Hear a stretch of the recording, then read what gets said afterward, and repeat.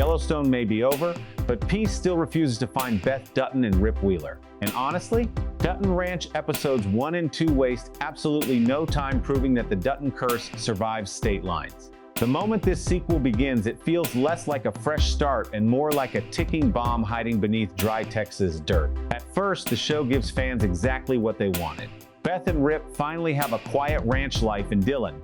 Carter is older, calmer, and slowly becoming part of the family instead of just the broken boy they rescued years ago. For a few brief moments, the series almost tricks us into believing happiness is possible for these people. Then the wildfire arrives, and just like that, the fantasy burns alive on screen. The fire sequence is one of the strongest moments in the premiere because it destroys more than a house. It destroys the illusion that Beth and Rip can ever outrun the chaos surrounding the Dutton name. Rip saves the animals. Beth protects Carter. Smoke swallows their future before it even begins.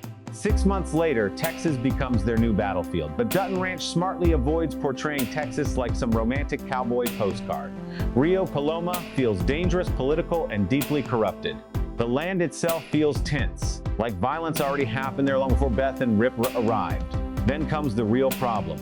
Wes's murder. Rob Will, the reckless son of powerful ranch matriarch Beulah Jackson, kills a cowboy and dumps the body on property connected to Beth and Rip. That single decision quietly ignites the entire season, because now the Duttons are trapped inside a crime they did not commit, but also cannot escape. And Beulah Jackson may become one of the most dangerous enemies Beth has ever faced. What makes Beulah interesting is that she never needs to scream. Everyone around her already understands her power. She owns the room before speaking. Annette Bening plays her with terrifying calmness, and that makes every scene between her and Beth feel like a chess match seconds away from turning violent. Their slaughter price confrontation is technically business, but emotionally it is pure dominance warfare. Beth refuses to kneel, Beulah refuses to lose. And somewhere in the middle, Rip quietly becomes the storm nobody sees coming. When Rob harasses Azul, Rip's reaction says everything about his character. One punch instantly reminds Texas that money may buy influence, but fear still belongs to men like Rip Wheeler. Still, the most surprising emotional storyline belongs to Carter.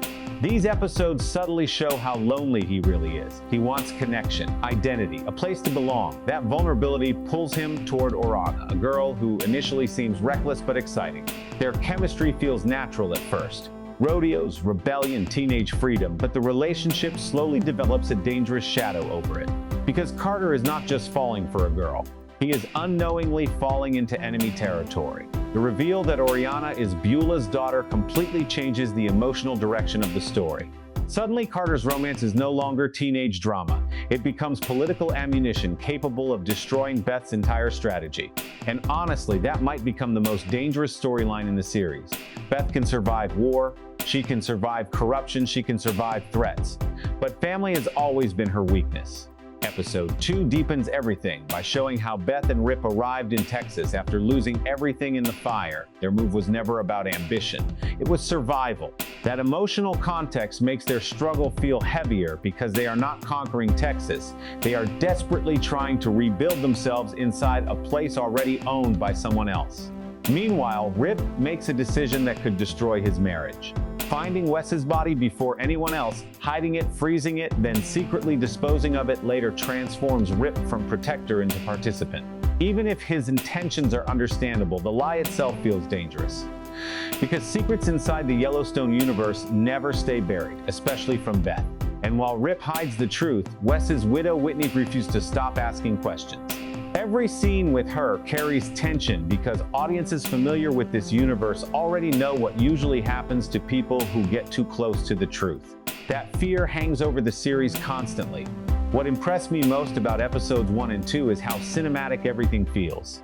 The pacing moves fast, maybe even too fast at times, but the emotional pressure never disappears. Fires, murder, ranch politics, romance, cover-ups.